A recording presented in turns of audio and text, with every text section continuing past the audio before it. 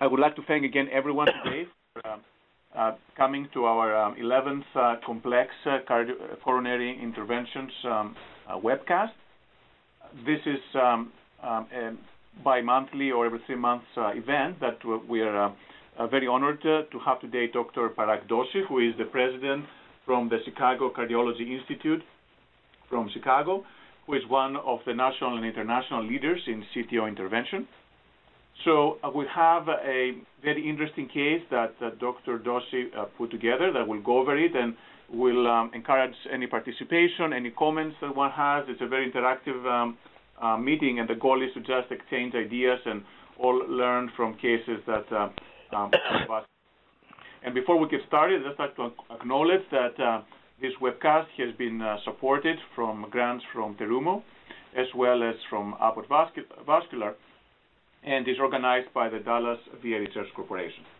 So without further ado, let's welcome Dr. Doshi. Parag, thank you so much again, and please go ahead. Manos, thanks a lot. And first of all, I'm just recovering from respiratory infections. If I cough or if I have to stop, I apologize in advance. And I really appreciate if you can advance for this opportunity to present a case. And my goal is to keep it completely clinically relevant so you can take the message home and then also see the challenges that we face in performing chronic total occlusion cases. Since there is some fascination and there is more interest in retrograde cases, we've chosen a retrograde case where we face a lot of challenges. And again, my special thanks to Dr. Bralakis and Dr. Banerjee and, of course, the Dallas VA Research Corporation for giving this opportunity. So the next slide shows the case that I'm presenting is a 53-year-old Asian male with all the coronary risk factors. In 1993, he had a cath because of acute coronary syndrome. His circumflex and RCA both were occluded. He went through bypass that time.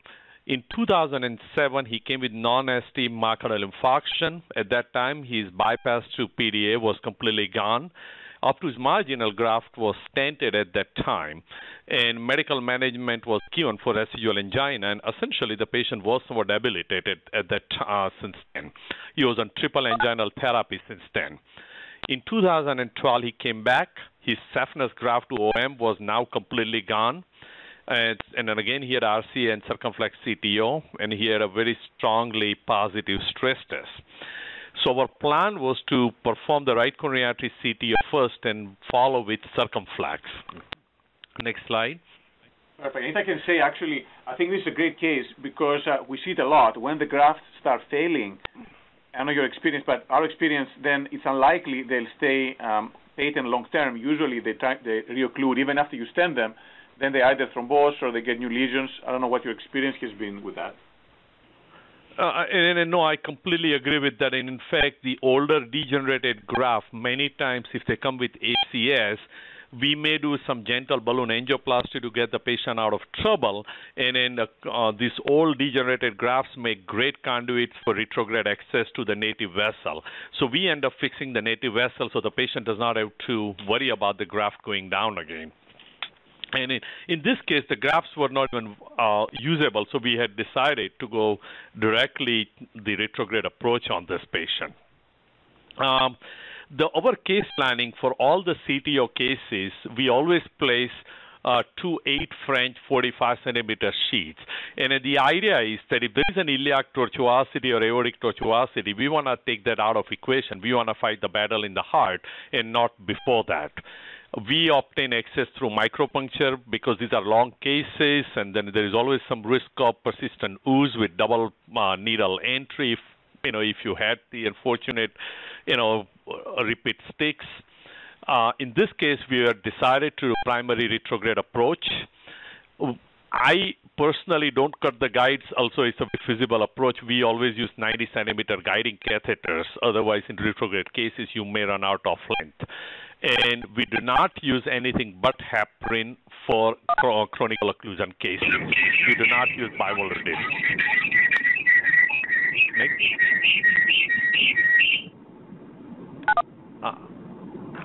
So I wanted to show you my next slide, how we obtain access and in what I have modified the approach. So one of the things we modify our approach of sticking in the middle of the femur, sometimes the blood tracks through the inguinal ligament, even though we are below the inguinal ligament. So we have modified our approach and we use micropuncture. We image the artery and we like to see our needle enter the artery at the lower border of femur or below that. And we essentially use the closer device per close after almost every case. And then since we modified, we have had about 700 cases without any RP bleed and only one pseudo aneurysm and no blood transfusion. So we need to write up, but I think it has been a very good modification, especially in these big sheath and long cases. I love this. I love this access. It's interesting. There is one paper actually from Washington Hospital Center that they published last year. Again, very low events. And to be honest, I wasn't doing it, but a lot of the proctoring I do, I saw some other labs do it, and it is nice. I'm just curious, what do you do if you've stuck low? Like, looks like the one you're showing here looks like a little low stick.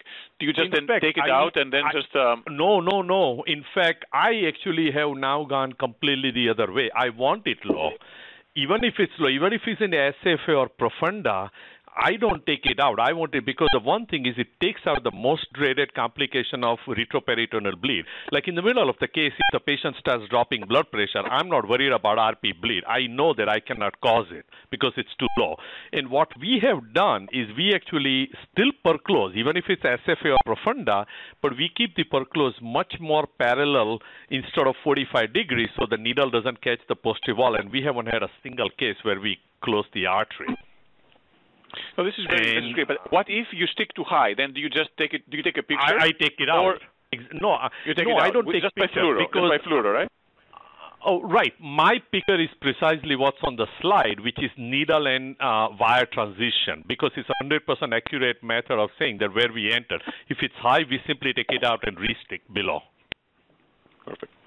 I think it's great. I think more people are going to be doing it down the line. So I think it's a great thing you're doing to putting them together. So. Thank you. And now, every single one of our CTO, except in rare cases where there is no retrograde or a contralateral collaterals at all, we have dual guides. I actually don't put the diagnostic at all. When you do the dual guides or dual catheter, always engage right coronary artery first, because otherwise, if you engage the left first and try to do right, the right, then it can again come out. So that's our approach. When you inject, first you start at the contralateral side, let the collaterals feed the distal vessel, and then inject in your antegrade guide. And again, take a long picture. Let the little vessels fill up, because it's our tendency to just shorten the picture quite a bit. And do not do any panning, otherwise you lose the continuity of your microcollaterals. And this slide sort of is of course an abbreviated video, but it shows how the collaterals fill up in this right coronary artery. As you can see, there are multiple septatrals. The RC is occluded in the proximal portion, is a rather long CTO, and there is a nice approach from the septal collaterals, which we'll discuss in the next slide. And if I can say, I think what I loved seeing in this view is a hallmark of the good operators when you see the marker of the long sheaths on the angiogram. So you know that you've put 2 8-friends 45 centimeter sheaths right off the bat looking at the film. So that's exactly right. I mean, why fight with the iliacs or aorta when we have to fight with a CTO? That's a simple analogy. Absolutely. And then again, just I know you go over it later on, but just for people in the audience who are not very familiar with the CTO, do you usually start with the JR on the right or AL, or what is your usual preference for this? So that's an excellent question, and then we do have a slide to support. So when you have you have to decide on your approach of what you're going to try. And of course, you can go back and forth, but your main catheter, where you are going to push the equipment, should be very, very supportive. So since this was a primary retrograde case, if you see, I have extra backup guide in the left coronary artery. Now, I was not planning on doing anything antegrade at all in the sense that attempt to cross the CTO, so I have a non-supportive or JR4 guide. But if I had any question about it, then even on the right side, I would have started with implants left. My typical right guide would be AL 0.75. or bigger depending on the vessel. So in other words, Manos makes an excellent point. So you definitely need very supportive guides. Perfect. So the next slide, shows the collaterals again. Now, which one do you use, septal or epicardial? Whether it's a size or tortuosity, where it connects to the target vessel, whether there's a disease in the donor vessel. If you have an 80% or 70% LAD and the septal is beyond it, you have to think twice. You may have to fix the LAD first. Otherwise, once you put the equipment across, the patient may become ischemic. All those factors come in play. In the next slide, which is actually Dr. Brolaki's slide, it shows the collateral and selection of collaterals very well. So you have three types of collaterals that you can use. The best collateral in the world would be a bypass graft because they are straight. The risk of perforation is minimal. They can be, even the occluded grafts can be usually crossed with pilot 200 very, very easily. And you are able to dilate. If you have to, in case if the Corsair or the equipment doesn't go, you can do gentle dilation as long as you don't restore the flow and then embolize the debris. Then comes the septal. The septals can be sometimes tortuous, sometimes they are straight. There is some tortuosity, but it's not terrible. There is some risk of perforation, but usually the perforations are benign because they are small and they are self-contained within the septum. They can be difficult, but in a good, especially in this case, they were reasonably easy in experienced hands once you have the appropriate equipment and some experience. And you can dilate with micro balloons. We rarely have to do it with the availability of Corsair now. The epicardial collaterals are the typical, this picture shows the apical LAD connecting to distal RCA or circumflex connecting to PL. They run on the epicardial surface. They can be extremely tortuous. They can be telephone cord-like. They can perforate, and if they perforate, they are not contained within the septum. They perforate within the pericardial cavity. So in a non-bypass patients, they can be dangerous, and they are not beginner's collaterals. We have seen some superbly straight collaterals, but in general, they tend to be tortuous, and you would not dilate them with a balloon. That would be an invitation to disaster. So again, if you're starting out, bypasses are good ways to practice, then go on to septal and then to epicardial. Typical LAD to RCA collaterals or RCA to LAD, they tend to be the septals, as in this case. So next. So in this, our approach in accessing the collaterals, we would use one of our workhorse wire, be it ProWater or BMW, which is loaded onto Corsair, with the next slide shows what's a Corsair. We access the collateral and then bring down the Corsair in it, remove your workhorse wire, and then use your septal tracking wire. And in North America, at least nowadays, almost all of us use either a Cyan wire or Fielder FC. And once we have those Cyan or Fielder FC, we use one of the techniques of septal surfing or gently advancing it in phase with the heart. And you only advance Corsair further down after confirming that your guide wire is in the lumen of the vessel and it is not perfect, because the wire can easily, and it does go easily outside the septal branch many times. I think I like here what you say, the workhorse, right? So that's an important thing to emphasize for people, that you don't start with your Cyan or your filter wire. You always go with the workhorse to get into the collateral first, and then you switch. I think there's some confusion in the community about that. So people start with the Cyan. And the reason is, Manos, you bring up excellent points, because you want to give the shape on the workhorse wire, which would be a significant curve like 45 degrees or something to enter the collateral.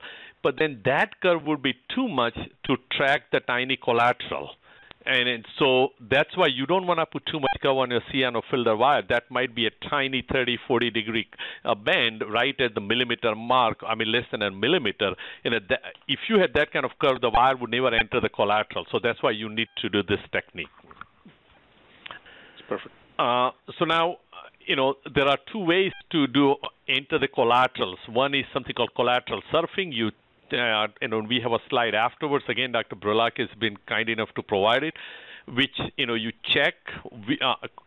Septal surfing is essentially you just check out different septals and see any of them take you to the right place. Obviously, you would have studied the angiogram before. And otherwise, you actually do contrast guided. You inject contrast either selectively or non-selectively. And this is a good example. I mean, you think that you're crossed. My Corsair is sitting halfway, but is the wire in the true lumen? I mean, should I enter? Should I just get the Corsair out? Let's look at the next slide and see what happens to the wire. So where is the wire now? So it's clearly in the.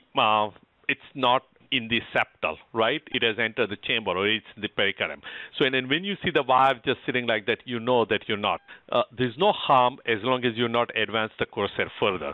So it's important, again, to emphasize the point that even if the wire looks comfortable, make sure by the injections that you are in the true vessel, you are in the distal vessel. Next. Now, in this view, I mean, you can see that the wire is clearly now in the distal RCA. So this is after 2-3 attempts, and then we are able to fairly easily actually get into this septal. You can also see that there are multiple septal branches connecting the distal RCA, so we could have used either of them. But at least in this case, we are able to get into it this. And now it's the time to torque the Corsair further. We keep on mentioning Corsair. What is the Corsair? We have, I think on next slide, we have the information of the Corsair catheter. Again, this is a different view showing the same thing. Yeah, I'm sorry. I think the Corsair got lost somewhere, but yeah, I think it's so we'll discuss. So now your guide wire is in the distal vessel. Now, what do you do now? I mean, that's the next. And can I ask, Parag, before we go ahead, what is your personal preference? Do you always surf septal collaterals, or do you do a mixture of surfing and contrast guided, or depends? Oh, so it's an excellent question. So I almost always have a detailed angiogram, especially if I'm the one doing it. I've also taught my associates to do it. So I studied the collaterals from the angiogram before, and essentially it's a semi-contrast guided, so I already know which kind of collaterals are appropriate. I do not do injection through the Corsair directly in the septals. I'm always worried that that hydraulic force of doing an injection through the Corsair might disrupt the architecture of septals. Some people do it very successfully. I do it very rarely. So I'm more on the septal surfing model. Perfect. And then if it doesn't work, how long do you wait? Because people are asking this question often. So let's say you try to surf. It's been a few minutes. What will tip you versus trying the contrast guided and stop the surf? Well,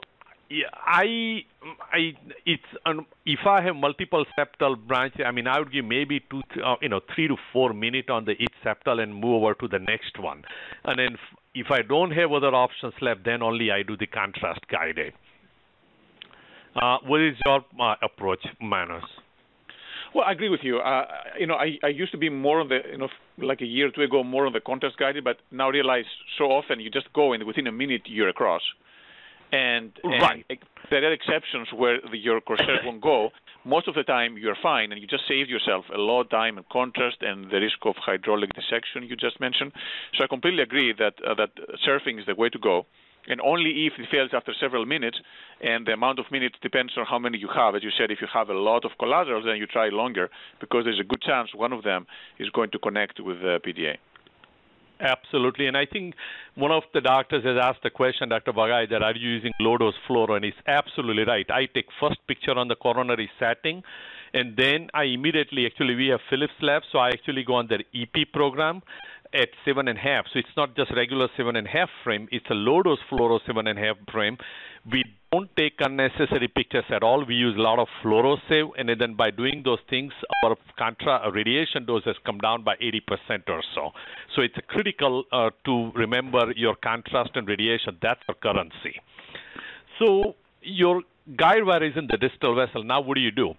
So at that point, we advance the Corsair by torquing it fast all the way to the distal cap. Now, once you are at distal cap, one of the two things is a likely outcome. Either you have a completely blunt kind of a cap, typically seen in RCA, many times it occludes right at the crux. And no matter how much you try with your filter or pilot wire, the wire may simply keep on going from PDA to PL or vice versa. So in that case, you may need confianza just to perforate the cap, maybe by a millimeter. Don't go any more than that. And then advance the Corsair to the tip of confianza so that you don't keep on prolapsing into the other one. If that's not the case and you are fortunate enough to have a little bit of vessel, then simply use the Filter XT or Pilot 200 and then go as far as you can go and then let it prolapse and use that knuckle to make your progress. Don't try to waste an hour trying to be in the true lumen, because that's where you get the suboptimally successful and longer cases. Typically, we would change from Filler FC or Cian to Filler XT or Pilot 200 to use the knuckle wire. Avoid the urge to use confianza to try to do true. That's where you would find perforations. That's why the cases end up in disasters. If you feel that there is a relatively short occlusion, you can certainly try with your hydrophilic wire for a true lumen. But the key thing is don't waste your time at the distal cap. Your goal should be to move your base of operations all the way to the proximal cap in the retrograde case. So that should be achieved in an efficient fashion. And then once you are at the proximal cap, you can decide if you're in true, which is less common. And otherwise, you go back to, you put an antegrade wire, in which we will show, overlap with the retrograde wire, and then go in the what we call reverse card technique. And then all those things we'll discuss in the next slides. Perfect. If I can ask, Parag, so sometimes you have the issue where you got your wire down, and then the Corsair has a hard time following the wire. Do you typically do more guide support, or how do you usually approach those, and what is your time limit to give up on getting the Corsair down the wire? Well, so, right around where the Corsair makes transition at the lower part of the septal to the RCS, sometimes you can end up with spending 5, 10, 15 minutes, and I have done it.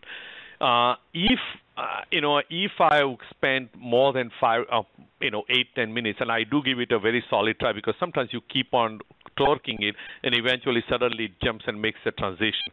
But if that doesn't occur at 10 minutes, and I take out my Corsair, and I try to advance one of the low-profile 1.2 or 1.25 balloon, both Medtronic and Boston Scientific have them, and then try to dilate the septal channel a little bit. What is your approach, Manos? No, absolutely. I think what I try to do is exactly as you said. What I found the simplest thing works for me is I push the retrograde guide in. So let's say it's an XB. So I have our fellow or the assistant just push the guide as much as possible. This way gives extra support to the Corsair, and interestingly enough, quite often it will make the bend. There's been a couple of cases where I could not make it, and then actually I changed the Corsair, get a new Corsair in. And surprisingly, the new Corsair may be press and maybe may go. So that's an excellent. There is some concept of Corsair fatigue, that this proximal hydrophilic cap that gets beat up. This is essentially the wires wrapped around in a polymer jacket, and they must be getting tired. So changing Corsair, sometimes if you work for 10, 15 minutes, I try to avoid it because of the cost. But yes, I think changing the Corsair is the next option. No, absolutely. You're right. And then rarely, so I've had a couple of cases also where the Corsair wouldn't go, and then I put the fine cross in one. So you never know sometimes. The Corsair is obviously designed for this. Sometimes the fine cross, the low profile might do it. So I'll try those, and then if, as you said, if it doesn't work instead of all this, then I try to go undergrade and see if I can make some headway going down. Oh, that's exactly right. And then we will see actually part of it in what the combination of a retrograde antegrade approach here. So exactly as Manos mentioned, we are able to actually transition the Corsair all the way in the distal vessel to the distal cap. We are beyond the little distal cap, but the vessel is calcified and tortuous, and no matter how much we tried, we could not make any headway with the knuckle wire and the Corsair. The one thing, again, you absolutely don't do is avoid, you have to avoid the urge to take a confianza and then try to perforate, because you can see the vessel is tortuous, you don't know where the vessel is, you can perforate. So this is our challenge, that now no matter how much I try, I cannot advance the equipment further. So what do? So now we flip to integrate. So next slide. So now I bring out an integrate wire. On that integrate, it's a workhorse wire. We advance the Corsair to the proximal cap, change the wire to a pilot 200. Next slide. And then you start the knuckle early. You don't waste your time trying to cross the lesion. You already have retrograde approach. So the next slide shows, in this calcified vessel, I go to pilot 200 preferential because it gives more support. If you don't have a super calcified vessel, Fielder XT is a very reasonable knuckle wire. And as you can see, the knuckles are big. They typically knuckle at the transition point. So it's not a micro knuckle that you're looking for. The knuckle is going to be big. It's not going to look textbook perfect. It will look kind of a messy also. Don't get worried with that. Next. There's also a question that if there's no Corsair, do Prowlers and Renegades? I have never tried them in septals, and I'm not sure if anybody has. Corsair is a unique catheter, and I don't think that there is a real replacement for that. I mean, fine cross may work, but what do you think, Manos? Good point. So, I mean, you're right that the most friendly ones are the fine cross being the smallest profile and the Corsair. We, in the past, before all this came, we had done some work with the Transit, and that's a bigger one, but that seems to work okay at some times. There's also one microcatheter from Vascular Solutions that is a little stiffer but may do it. There's also one called the Valet, which is from Volcano, I think, which is a little stiff as well. Is a nice catheter. Yeah, you can shape the tip, so it's a nice thing about it, but it's a little stiff, so it won't take tortuosity. But if you want support, let's say for a knuckle, like in your case, that might do it as well. And of course, the last resort, you can just get an over-the-wire balloon and do it over the wire balloon. So all those options are usable, but frankly, if you are going to do CTOs, bring the Corsair to your lab. I mean, as simple as that. I mean, it really is a huge improvement. There's no point in struggling the old-fashioned when we have the newer equipment. So you can see I brought my knuckle down, but I cannot go any further here. Why? Because my case started out as a retrograde case, so I had a non-supportive guide. And remember, once you start pushing the integrate equipment, the support really becomes an issue. There's no point in trying to push further because the guide kept on backing out. So now it really is working like a true hybrid case because I was not able to change my base of operation all the way to proximal cap. So what do? Do you give up the case? No, you already made the integrate channel a little bit. You change the equipment and get a supportive guide. So next slide. And really, it's not as big because you already made the commitment. It takes 5 more minutes. Now you can see that I have implants guide. We are able to get the equipment down again with the Corsair. Next. And actually, perhaps you find it easier once you've done it once than to get the second time, because sometimes you get upset, give up your position. But usually, once you made the channel, it looks like the wires are likely to follow that. Is that your experience as well? Absolutely, because you have dissected the subintimal space. You made a nice channel. And my integrate wire here, again, if I'm going to use the knuckle, it would be a Pilot 200 or Fielder XT. Now, another thing I wanted to point out, and I thought this is a nice example. We use the concept of dancing with the vessel quite frequently. And this is a little different expression. And what it means dancing, that you have a occluded vessel and you're advancing your knuckle or wire. How do you know you are in the, it's okay to be subintimal, but it's not okay to be outside. So what we use in a couple of different projections is see if the wire or the catheter in the blood vessel, whether they are dancing together. If they are not in sync, even they look parallel, but if you let it play for a few frames and they are getting separated, you know you are not in the vessel architecture. So the dancing together concept is extremely important in terms of making sure that your equipment is in the right place. This picture, especially because the right coronary artery is here, very tortuous. You can see it's a calcified tortuous. You worry whether these wires, are they really in the one vessel or one of the wires and one of the catheter is completely out. It gives you reassurance that they both are in the right place because they both are dancing with the vessel. So it's simply a manifestation of vessel tortuosity. So, Manos, what do you think? Is that fair to say? No, I think so. And actually, to make it easier, I think it's always best to do projections. So if you're not 100% sure, you go, let's say your LAO here, you go RAO, and make sure that they move in the same direction.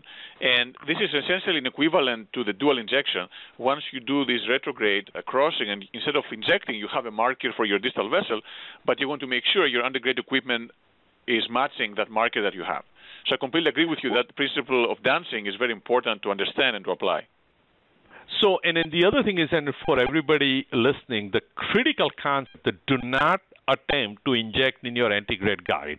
For sure, you will cause hydraulic perforation and you will mess up your case. So we actually, once you have started knuckling antegrade, put your injection syringe away. We actually take it off the manifold. But don't use antegrade injections to guide you. It will only lead to more disasters. So next.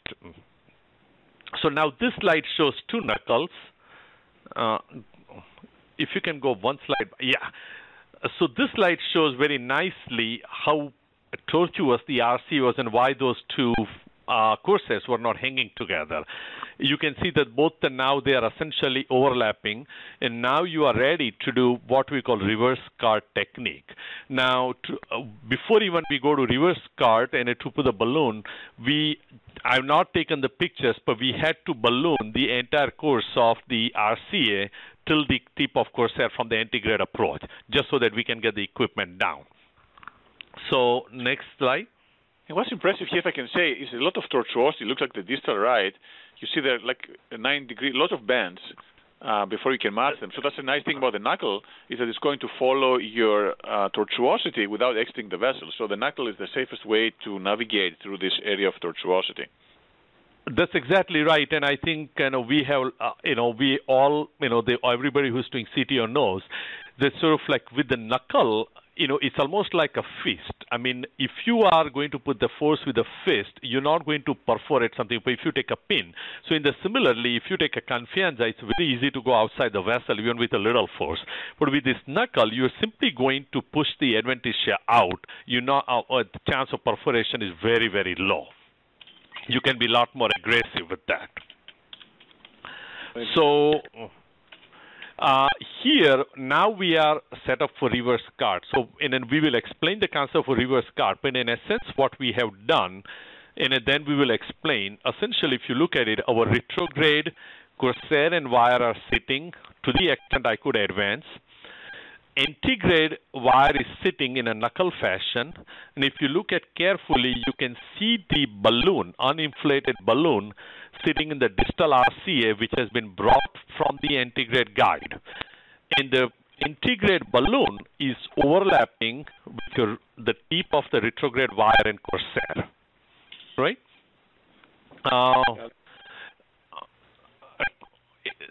Questions so far? In that, actually, you can annotate it as well. I think, and maybe a little hard to see over here, but what you're seeing is that you have both knuckles essentially overlapping each other. So I think what can be sometimes difficult for people to appreciate is that you do need significant overlap to do this. If you just have the tips of the knuckles touch each other, that's not enough. So you have to have the actual knuckles quite a distance next to each other, because then you can bring your balloons and do the re-entry. So it's not just getting the two knuckles to touch; it's actually getting the two knuckles to overlap each other for quite some distance. So great. And then now the couple of other key questions here. The balloon must be very generously sized. One of the strongest predictors of this technique failing is undersized balloon. And the whole idea is that you have two separate subintimal planes, right, retrograde and antegrade. And they are in the different subintimal areas, but when you do the balloon inflation, it essentially breaks the layers, and then therefore it connects the two wire lumens, and you are essentially now connected to a single lumen, and you can advance the retrograde wire further. So again, the steps are: first you bring the antegrade balloon down to overlap with the retrograde wire. You inflate the balloon very nicely. The balloon, when inflated, should essentially almost move the Corsair or wire almost out. If they are not touching, you are undersized. You need to take a bigger balloon. and then you deflate the balloon, pull it back, and then try to advance your retrograde wire. And sometimes it takes more than one attempt, but then usually you are able to find the true lumen. And if I can say also the IVUS, I think the Japanese really like to use IVUS for sizing the balloon using the reverse cart, because they say this way you can understand better the size of the vessel. But I know many of us think if you know it's not working, you need to go bigger. And of course, you don't want to go 4 or 5 depending on the vessel, but the bigger the better, as you just said. Oh, right. So I have never used IVUS for the reverse cart. What I have done many times now is if I have trouble getting the subintimal to true a transition, not, if it doesn't occur, then I bring a guide liner from the anti-grade guide down, because then the wire does not have to, all the wire has to do is just find the tip of the guide liner and I'm done. Yeah, that's a great idea. And actually, if you do that, do you usually pull the balloon back so it has more space for the retro wire to come in? Absolutely. So I actually once I get guide liner, right, and it's because then a lot of times this vessel has multiple lumens. You may go from subintimal to true to again subintimal. If you bring the guide liner down, then you extended the ostium of the vessel all the way to your transition point, and it makes it much easier. And there's one question, actually, Jayant, a guy was asking about why reverse cart has replaced the cart. And I guess my take on this is because you don't have to change the Corsair and you can externalize, but just curious on your thoughts as well on this, Parag. Absolutely. So there are multiple reasons that the cart is less and less. So in the cart technique, what you would have done is you have brought down the anti-grade gear, and then you bring a balloon from the retrograde side, and you would inflate the balloon at the retrograde side, and then your anti-grade wire would have to find the distal vessel after that distal balloon. The reason it's less desirable is for several things. Remember, here we are working in the proximal vessel as well as the distal vessel. While in the cart technique, if you are still in subintimal, then you are actually destroying or you are extending the dissection into the distal healthy bed, which is not the ideal thing to do. So you essentially extend your zone of injury. While here, you are working in the disease zone already. Second thing is, as Manos mentioned, it's much easier to bring the equipment or your balloon down in the antegrade subintimal plane than taking a 3 or 3, 5 or 4 balloon all the way from the septum. You take the Corsair out and then you take the big balloon down, the septal, and if it doesn't work, it's a lot more misery. So cart is essentially seen very rarely unless you are working in a bypass graft type of situation. Exactly, and I think you're right also that extending dissection distally is a component to this, because you never know if you're going to re-enter on the spot, and usually the distal vessel is smaller, and then the longer you stand, the more stenosis you're going to get. So by doing the reverse cart, you probably minimize your stent length, don't you think? Exactly, because your distal healthy vessel zone is never affected by all these techniques, because our aggressive maneuvers are only starting up in the proximal disease zone. Right, and also there's a question that the balloon size for RCA, it's rarely below 3.0. We have gone as big as 4.5 or 5 occasionally. But in other words, make sure that your balloon looks really generously sized. That's the key thing. Inflation pressure, I go anywhere from 8 to 12 atmosphere. Though obviously there is always some risk of oversizing. We have rarely had any problem with I don't think we have had problem with the oversizing. And the guide liner is in the subintimal space, because remember that vessel is diseased and closed. Intimal and subintimal area is all blurred. So so the guide liner is advanced in the subintimal space. And actually, another way to size, that was one of the tips and tricks for the book we're putting together, is some people are saying if you don't have an IVUS or you don't want to use an IVUS, use the size of your knuckle as of a kind of a rough estimate for the size of the vessel. So you can use, if your knuckle seems to be 3 or 4.0, then you're probably going to be okay to get a 3 or 4.0 balloon there, because the knuckle went. That means he was able to deliver through that amount of size. That's completely right, and actually, I think Aaron Grantham has a very nice slide that shows how big those knuckles, when they are sitting on two sides of the adventitia, can be. So, you can get, for example, this vessel, you can easily get 3.5 to 4.0 balloon. This was a 4.0 balloon, actually. And that's the most common reason for failure for reverse card is undersizing the balloon. That's by far the reason why you fail. So always when it doesn't work, you try to get a bigger balloon, and that usually makes it work. Right, and anybody who is doing the peripheral work would have seen those vessels, where if you did the subintimal work, that part of the vessel looks like twice the size of the other, the regular vessel. And the same thing happens in coronary. Subintimal space nicely expands, without any significant fear of perforation in that space.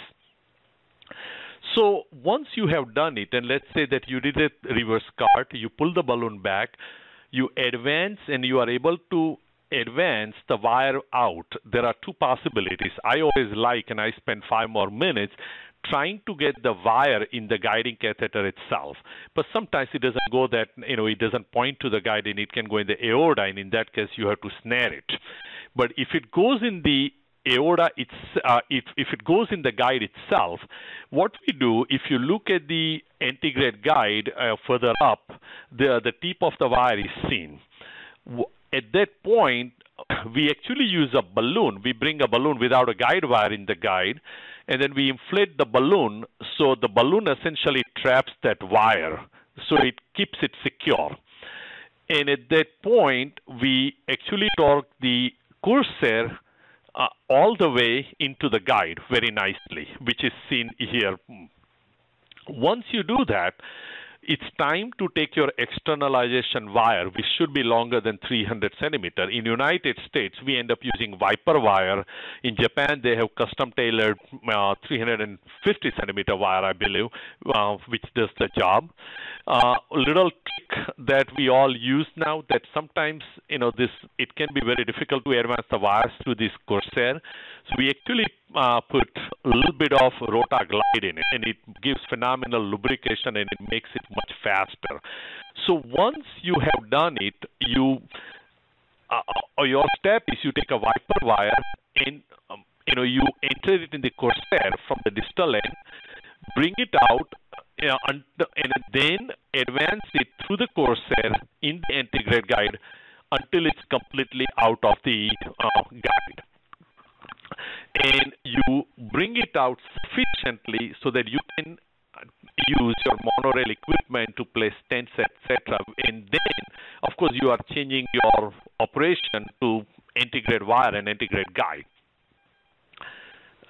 Exactly, and actually, if I can say, so there is, as you said, there is the Viper wire, which many of us prefer, 335 centimeter length. There's also a wire called R350, which is from Vascular Solutions, and 150 centimeter length. And I think I have found it kind of floppy. So yeah, I tend to use it less often. So you prefer the Viper wire more? Looks yes. Like. And I think what you said is very important. The Rotaglide is also very nice because it lubricates the Corsair, and then it's much easier to externalize the wire. And I think Stefan calls it Pink Lady because it gets that pink color there. But nevertheless, how much? Yeah, exactly. How much Rotaglide do you usually infuse? Will a couple 3 millimeter mLs or? Literally a 1 to 2 cc's. That's all. 1 to 2 cc. It doesn't need to be much at all.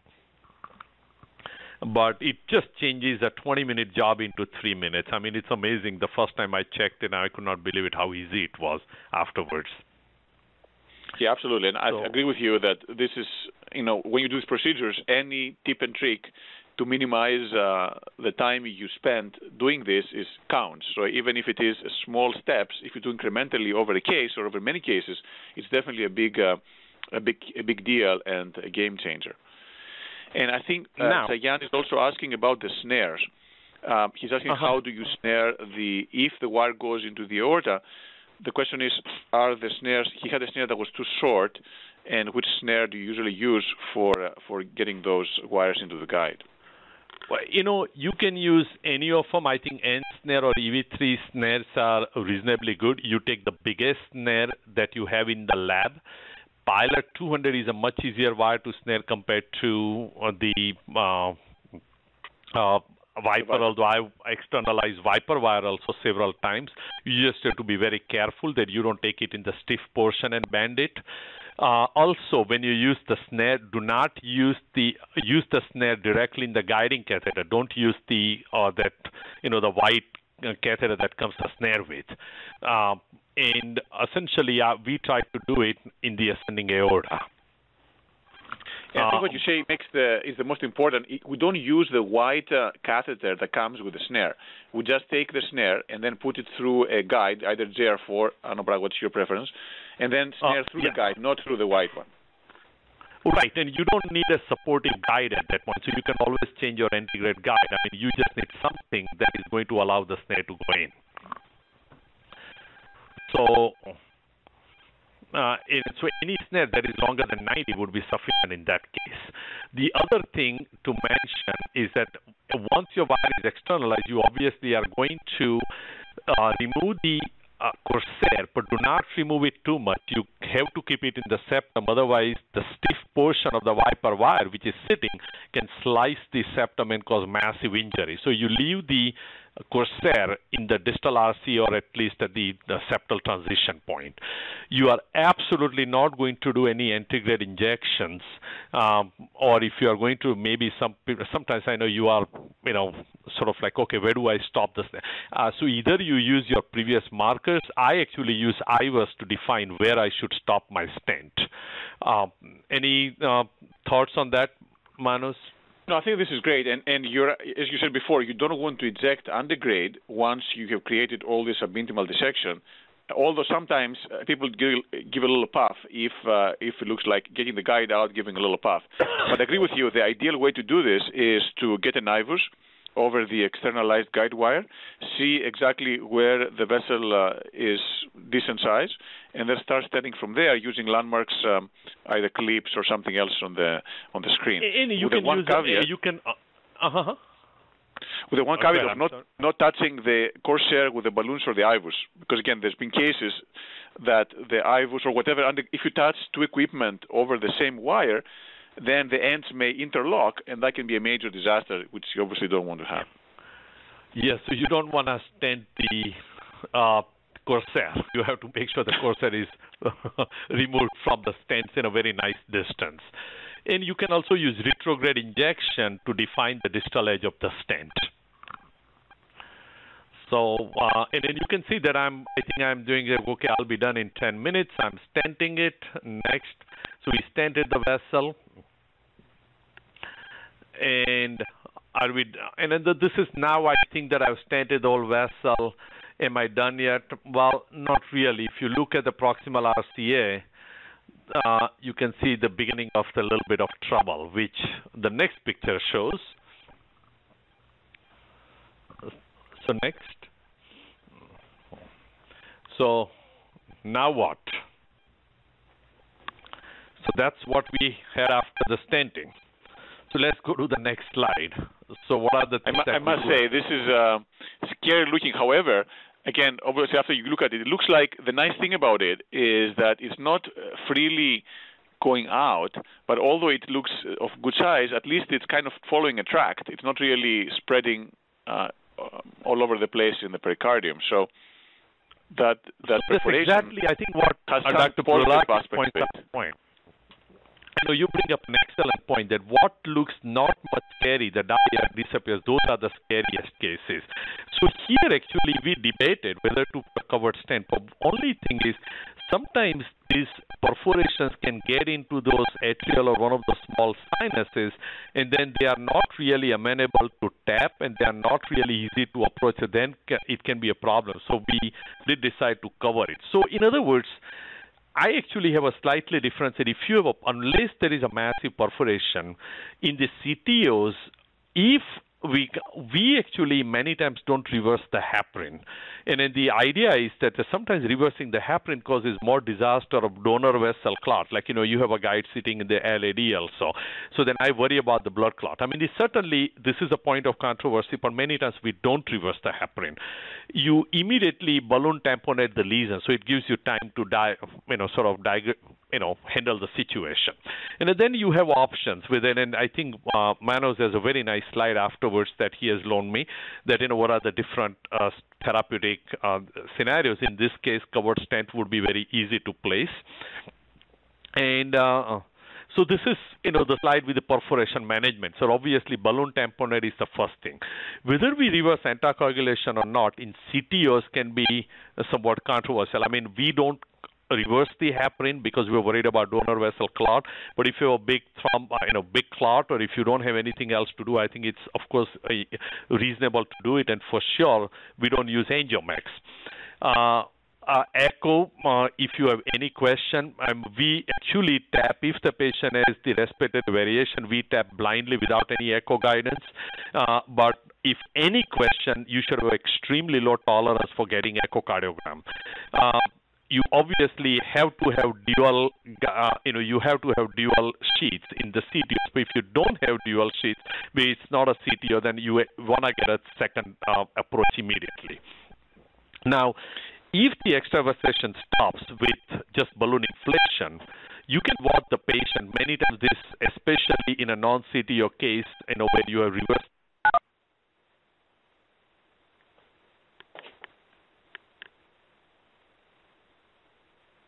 Hello, I think we lost Dr. Doshi, I think.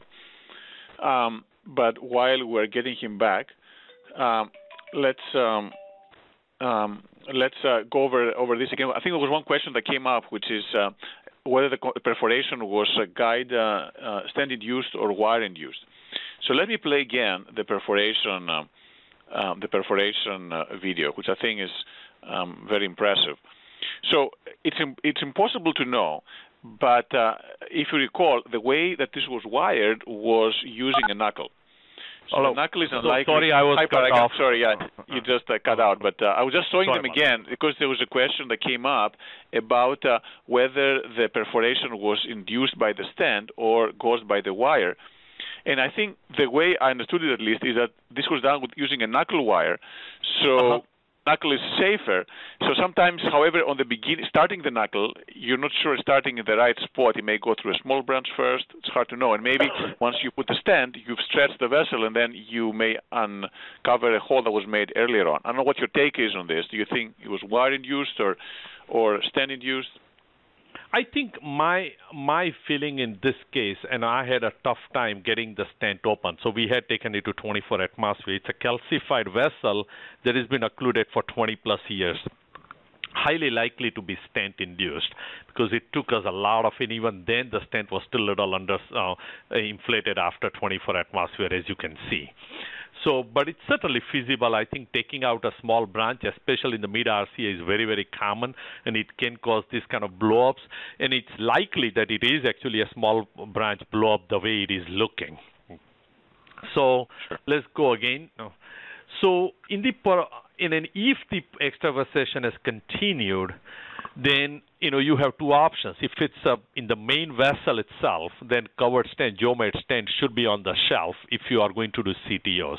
And if it's a distal vessel or distal wire perforation, then you're looking at embolization with coils. And then it's important to embolize on both sides because these are collateralized vessels. Otherwise, you keep on bleeding from the other side. Usually you can manage them in the cath lab, and the patient does not have to go to the operating room, especially if you have a drain. And by the way, if you have a large perforation, what we have done is the blood that comes out, we actually reperfuse in the vein so the patient does not end up losing much blood. This is, again, the other slide of dual guide technique. That let's say you are balloon tamponading, but you have to put the covered stent. So you put a second guide. You unseat the guide with the balloon up, you advance the wire to the balloon, deflate the balloon. Again, in other words, use two guides sort of to give you the balloon coverage even while you are getting the other stent and other wire ready and minimize the blood loss, and which we have done before, and it works very well.